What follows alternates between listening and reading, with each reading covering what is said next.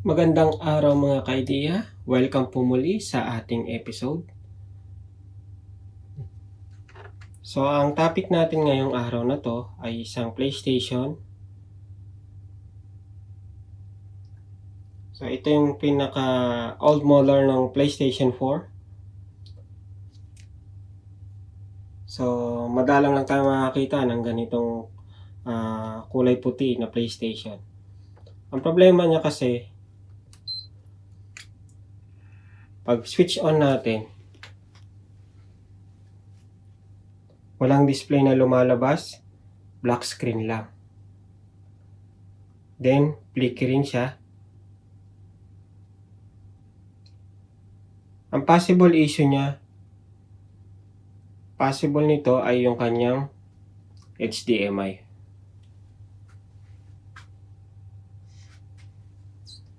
So, i-power off muna natin.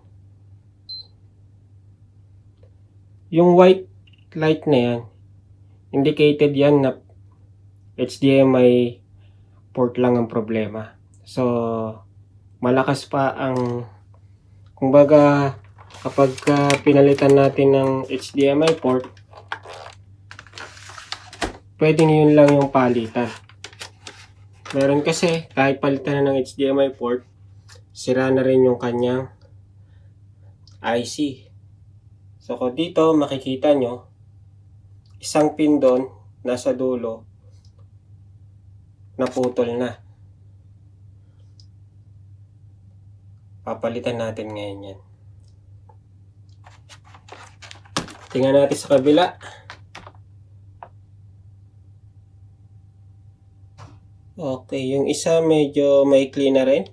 Kung titingnan nyo rito sa dulo, maikli na rin siya. Okay.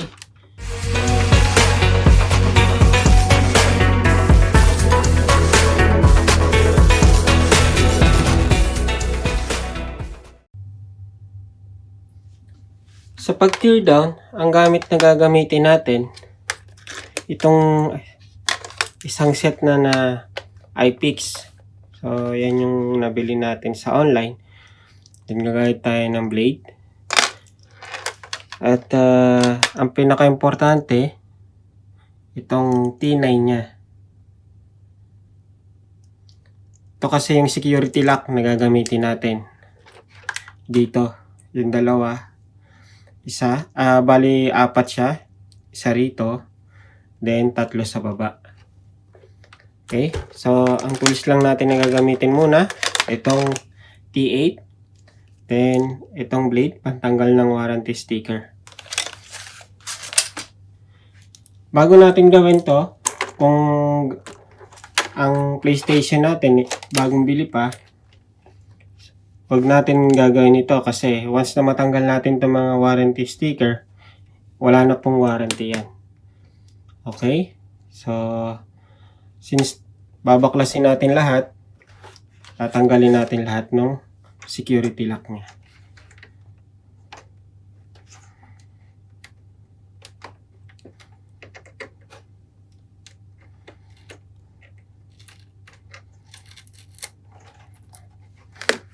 Para di mawala, kalahati lang yung tanggalin natin.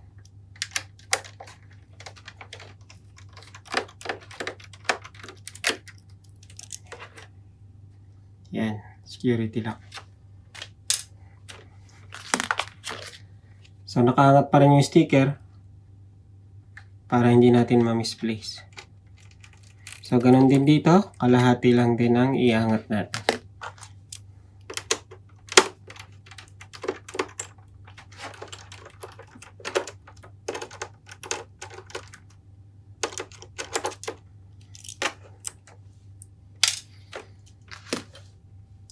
Natin ang camera. Okay.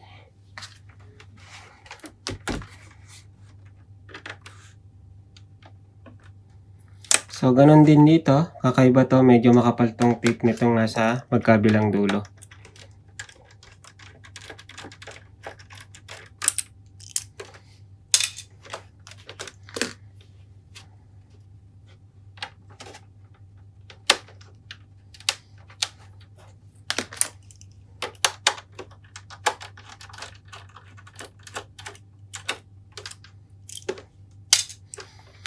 Tanggalan natin lahat ng security lock.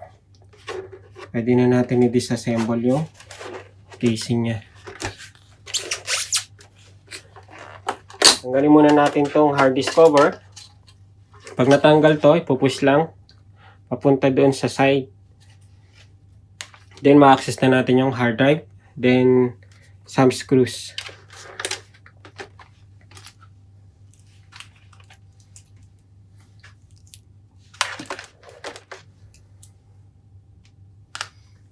Para matanggal natin yung hard disk, kailangan din natin ng Phillips screws.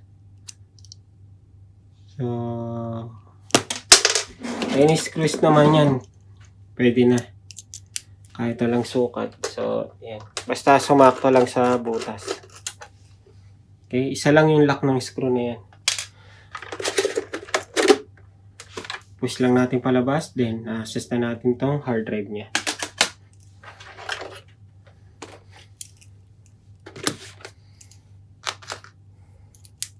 Next, yung mga security lock. Gagamitin natin kung ano yung pinatanggal natin sa likod.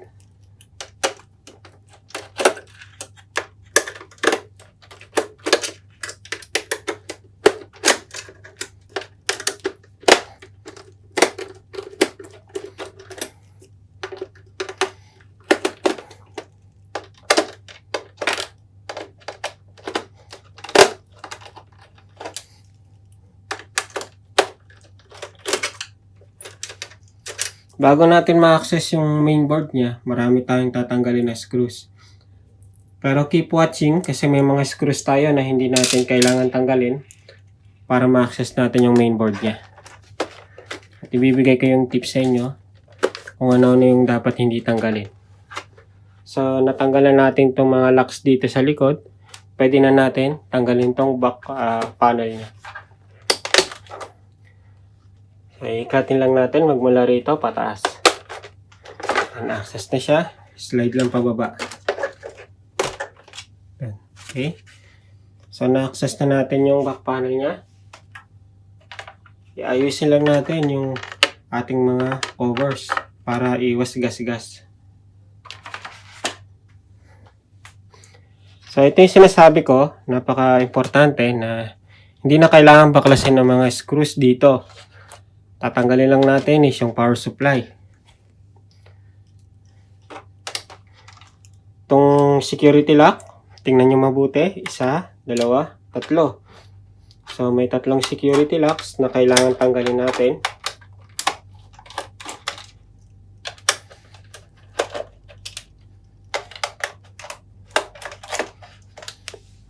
Okay. So, once na matanggal na natin security lock, mapapansin nyo, may 2 pang natitira. So, gagamitan natin ng Phillips. Okay? Phillips lang siya. Mahabang screw to, yung mga itong 2.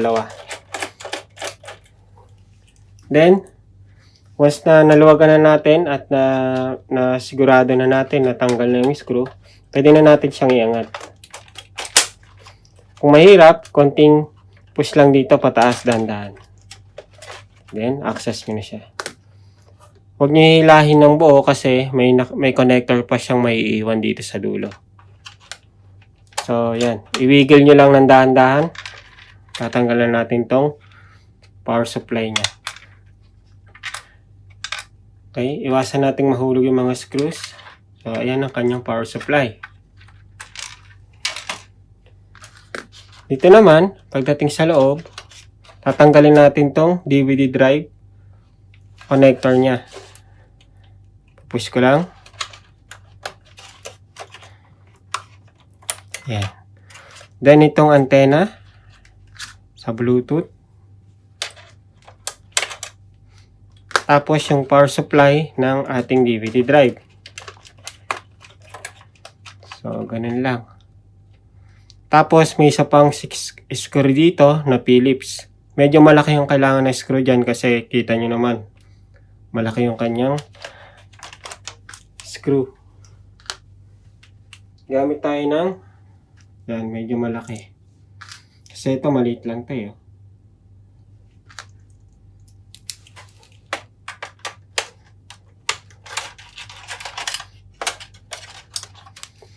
So, ayan siya. Okay. Yun lang yung tatanggalin natin dito sa back panel niya. The rest, haharap na. Yung ito, hindi na natin gagalawin. Kahit hindi na natin siya baklasin lahat, matatanggal na natin yung mainboard. Yun lang yung importante na kailangan natin tanggalin para mapalitan natin ang HDMI connectors. Itong top naman na to, medyo mahirap siyang tanggalin, pero ang technique dyan, pupush lang natin gamit yung screw. Iwasan lang natin magasgas. Yun, push. And dito, push.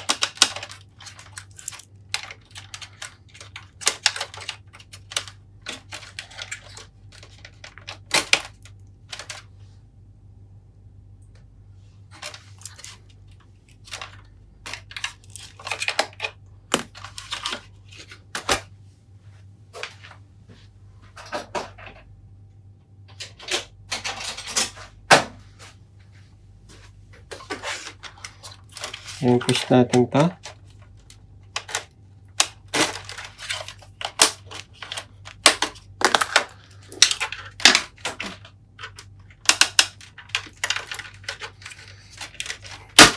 Yun.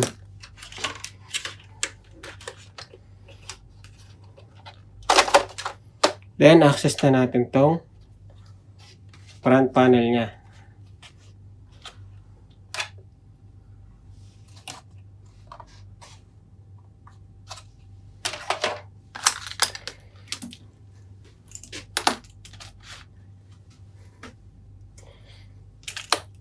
Makikita nyo rito, tumambad sa atin yung napakaraming security lock.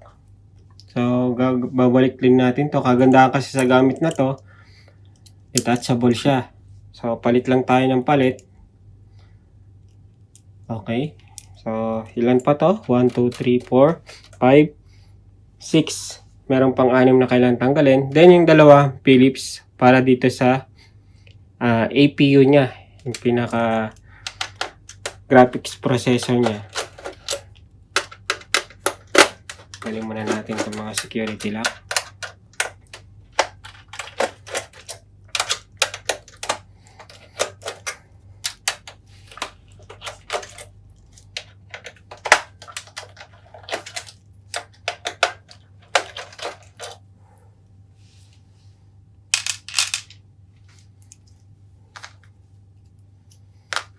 Dito, gagamit tayo ng Phillips, yung malaki. Okay.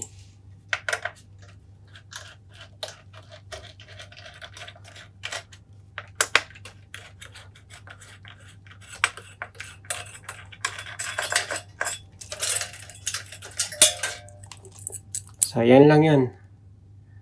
Pinaka metal bracket niya.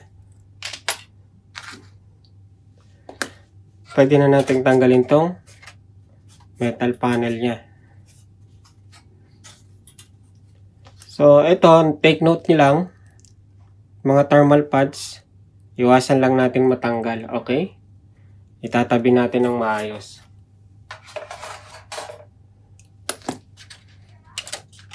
Tapos, ma-access na natin yung motherboard. Yan. Okay. Tabi muna natin.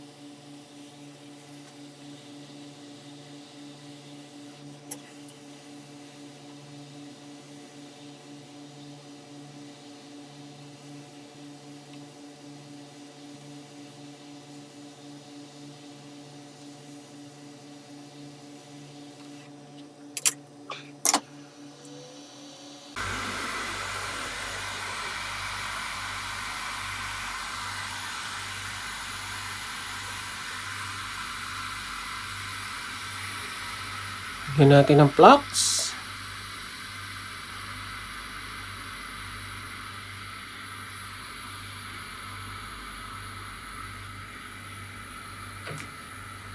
Ayaw kumana doon sa isa nating hot air. So, kailangan natin gamitan ng medyo kakaibang hot air.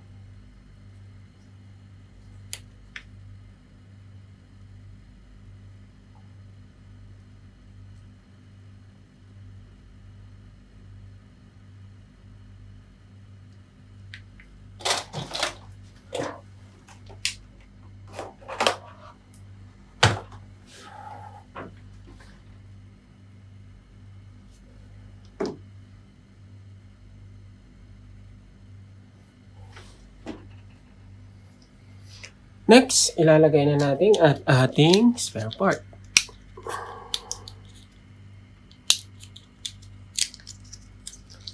Yung hot air na pang micro, medyo matagal siya tumalab eh. Yung quick, so itong isang quick 700, napakabilis niya lang.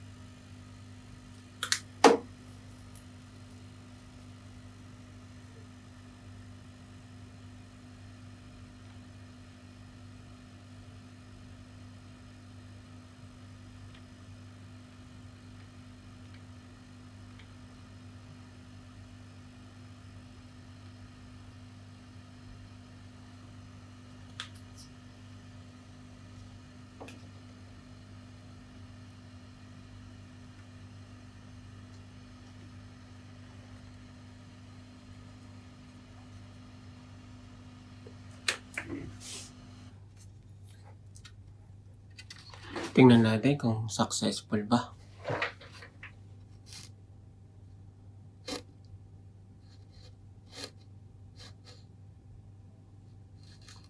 Okay. So, make sure na flat siya, no? Yung pagkalagay natin. Dapat lahat is nakakonect maigi. Be-verify natin sa microscope natin.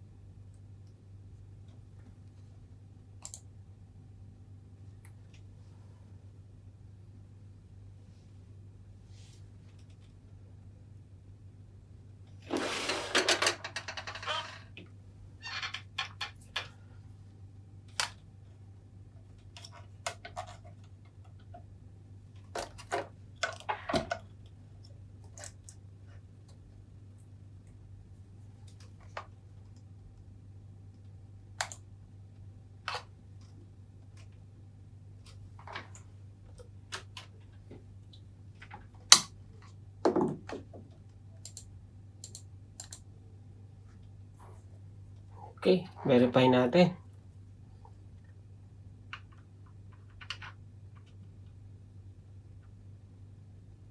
So, matibay naman ang kanyang mga connectors. So, successful siya, no? So, ganyan dapat dikit na dikit. Kasi kapag medyo may angat o baliko, paling, magmamalfunction yun. Hindi successful yung ano.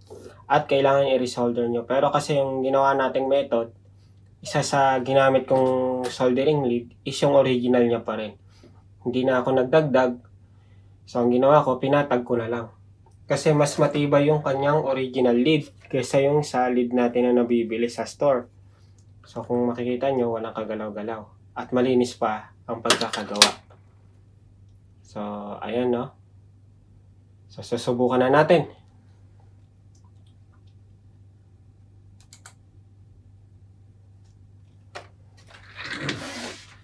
Let's go!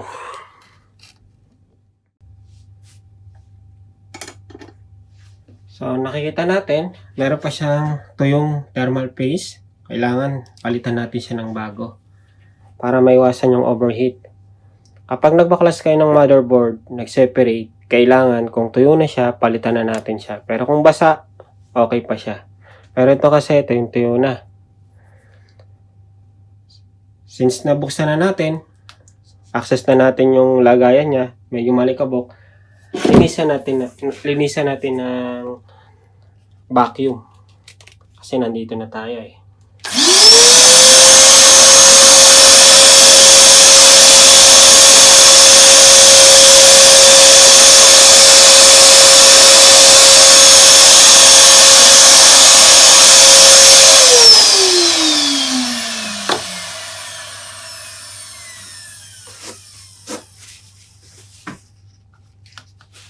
Tanggalin natin itong luma niya.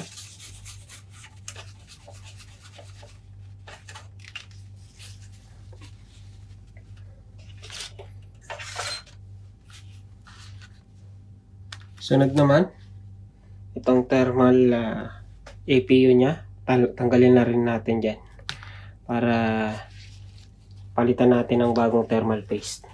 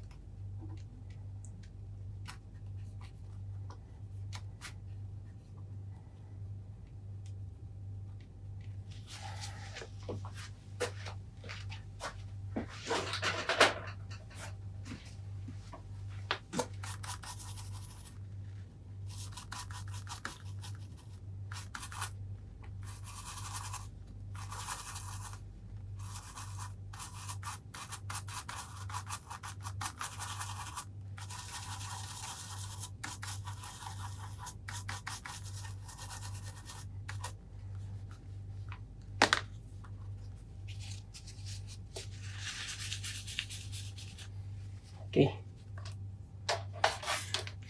Mga thermal pads, kailangan sakto siya. Kung ilalagay natin pa ganito, okay, pa ganito yun.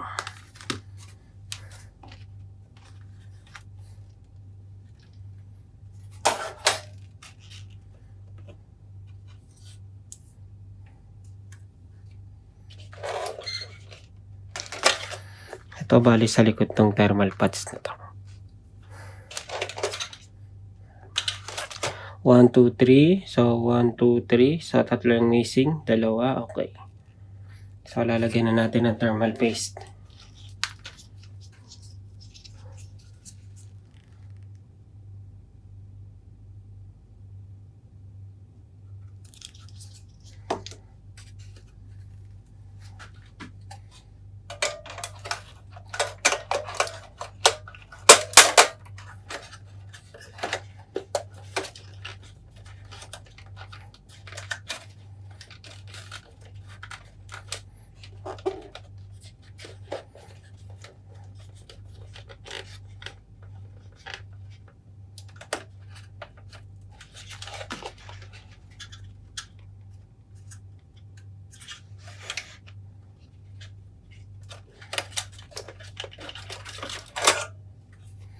Since na nandito na rin naman pala tayo, tingnan natin kung madumi ba yung fan niya. Okay, mukhang malinis naman.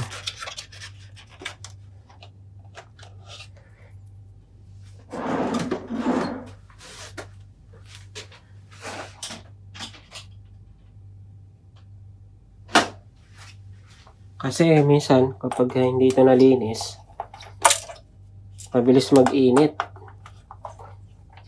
Tingnan na lang natin, silipin na rin natin.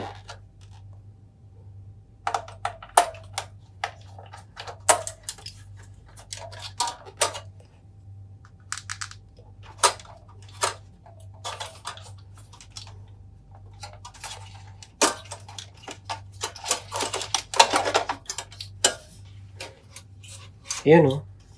Meron siyang makapal, di ba? Dito na rin tayo eh.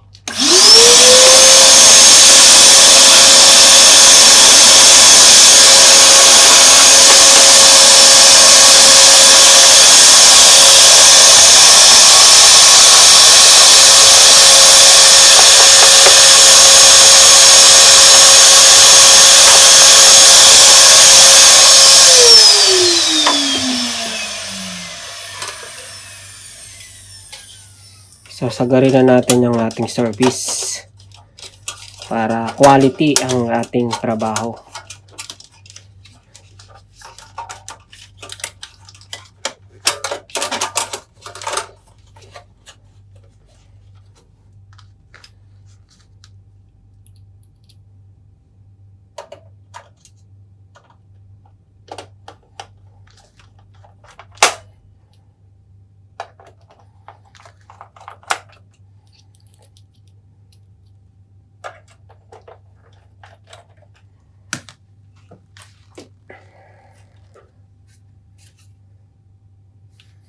Okay, lagay na natin.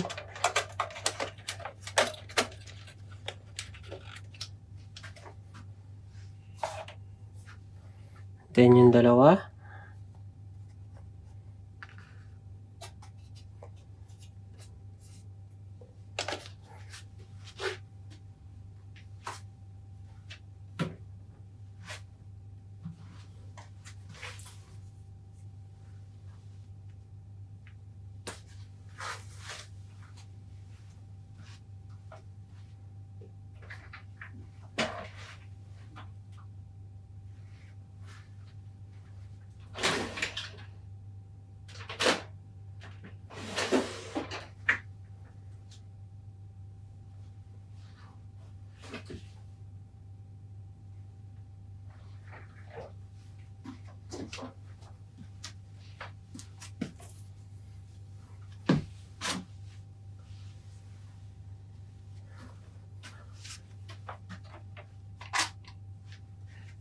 Kailangan kompleto kasi yung thermal pads natin.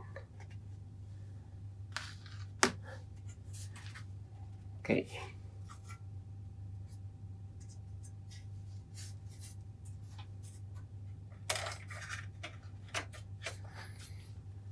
At kapit na natin tong clamp niya.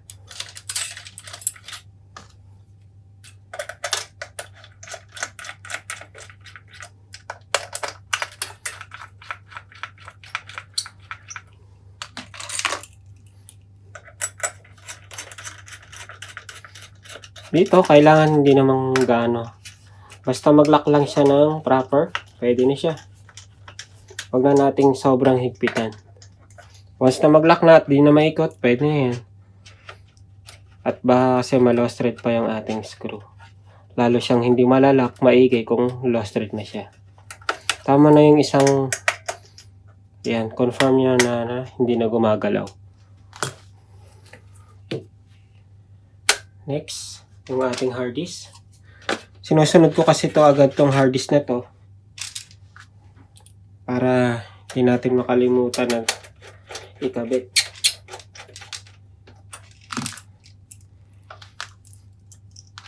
Papalit na tayo ng security screw or yung parang pentalobe yata ito eh.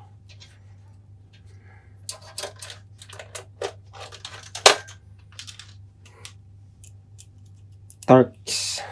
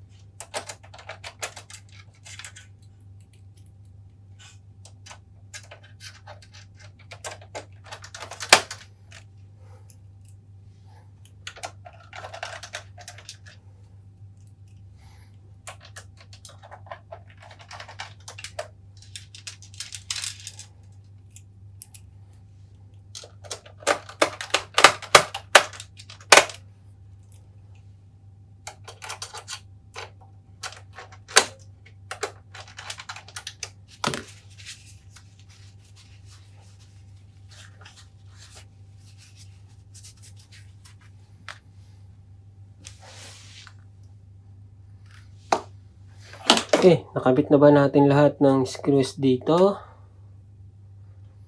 Pangkulang dito, 1, 2. Ito pa.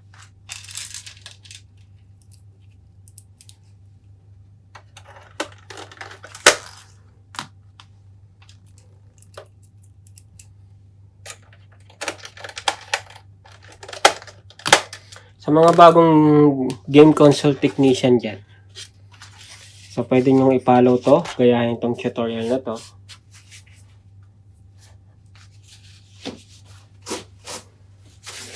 Para sa inyo talaga itong ginawa ko para madali nyo masundan at maging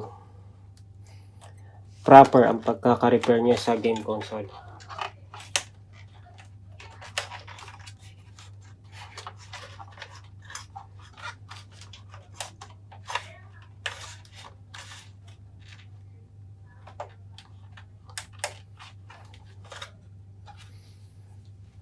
Yung antena natin, dapat huwag niyong sagiin to kasi hindi gagana yung ating controller sa malayo kapag naputol to. Madali lang naman yan i-repair. At huwag natin kakalimutan yung lock na kulay itim na tinanggal natin dito.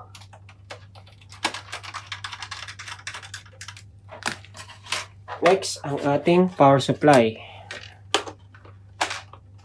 So, kinabit na rin natin yung DVD drive kanina, no? So, ayan, kinabit ko na. Then, yung power supply. Attach lang natin yan.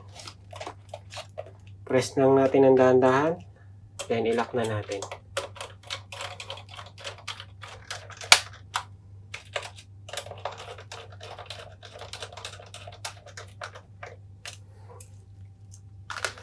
Tapos, yung tatlong tinanggal natin dito na lock screws. Yung security lock niya na screws.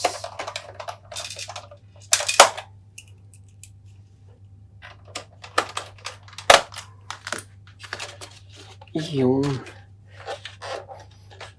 casing, pwede natin ibalik yan mamaya pag tapos na ang lahat. Gusto muna natin matesting kung successful ang ating ginawa.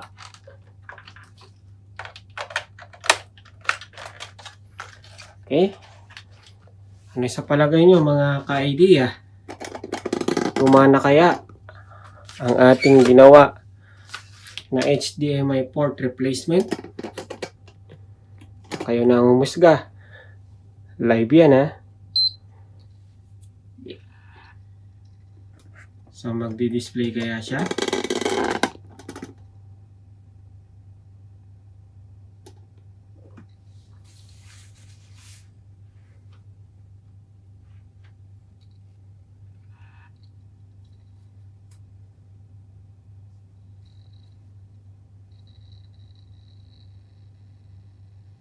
Oy, congratulations!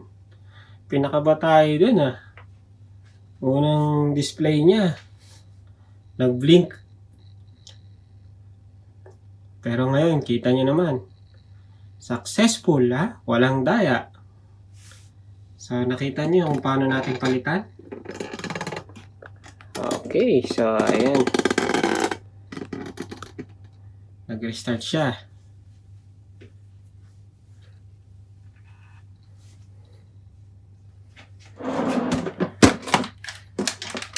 Tayo na controller. Yun, oh. Kitang-kita, oh. Walang daya, oh. Nagka-display, oh.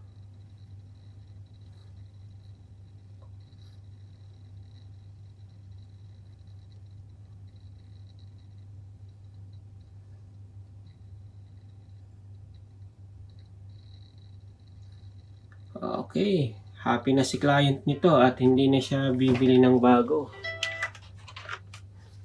So, normal lang yung pag nagkakabit tayo minsan ng USB at namamatay. Natin. Once na masync na yung controller, okay, tanggalin na natin. Okay, congratulations! Successful ang ating ginawa. Nice. Power up na natin at ibabalik ko na yung kanyang casing.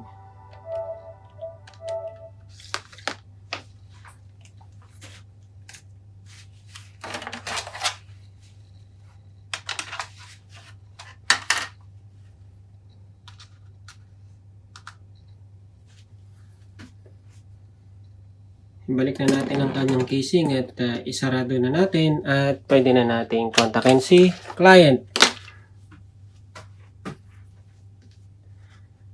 Once na ma-secure na natin, wala nang kahit anong LED light. Power off na natin. Then, kabit na natin tong mga casing niya.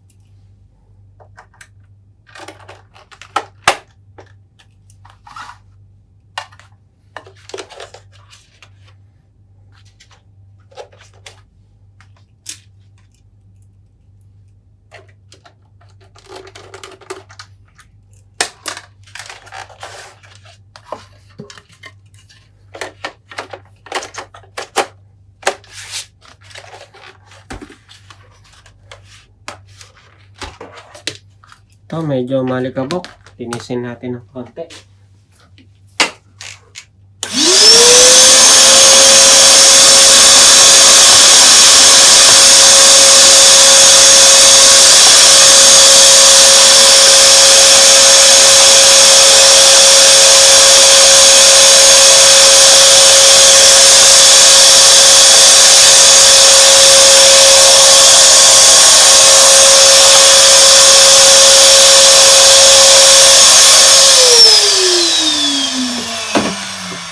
Okay.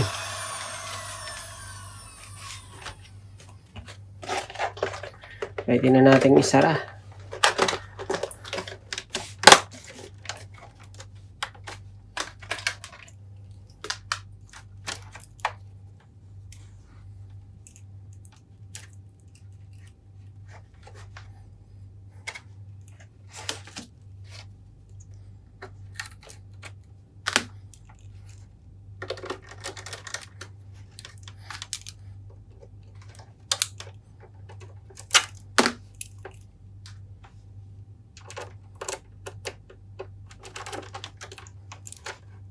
Tingnan nyo, naibalik ko kagad yung mga sticker. Kasi hindi ko na siya tinanggal ng buo.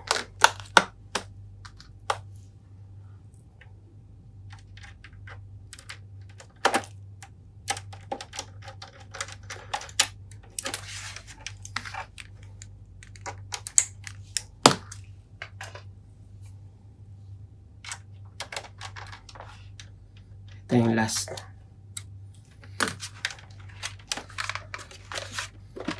Okay. Isa pa. Testing pa natin para sigurado.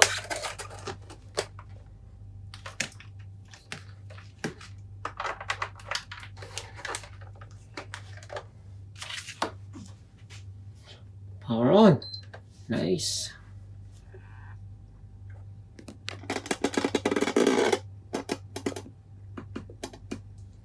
Kita nyo naman mga kaidiya, ang galing nyo ha. Kita nyo naman mula umpisa hanggang sa huli. Sama-sama nating sinubaybayan.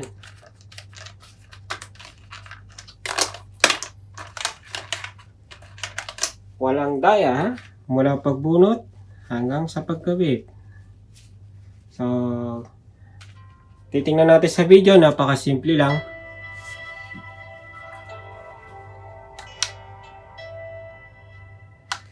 Napakasimple lang ng pagpapalit. So, para sa akin, napakasimple lang kasi lagi ko na siyang ginagawa eh. Pero siguro sa mga baguhan, napakahirap pa nito sa kanila. Sa pag disassemble pa lang, napakahirap na. So, yan, tinuro ko naman ang proper tips kung ano yung hindi dapat tanggalin ng mga screws at kung ano yung proper na pagkabit. Nakita nyo naman yung kung may experience na kayo sa pag gamit ng hot air, soldering, alam niyo na yung proper temperature na gagamitin para matanggal yung HDMI port. Pag hindi ka kasi sanay, pwedeng masunog mo yung motherboard sa sobrang init na gamit mo ang hot air. So mga kaidiya, maraming salamat muli. Practice lang ng practice para sa mga bagong game console dyan at para naman doon sa mga gustong ma-experience lang, makakita kung paano i-repair yung HDMI port at walang display na PlayStation. Maraming salamat sa panonood. Muli, maraming salamat mga kaidiya. Hanggang sa muli. So, yung mga hindi pa ho nakasubscribe, please naman, paki-subscribe na lang. And paki-like na rin po ang ating video kung inyo pong nagustuhan. Kung gusto niyo naman po laging masubaybayan ang ating updated na videos, mag-upload po ako kapag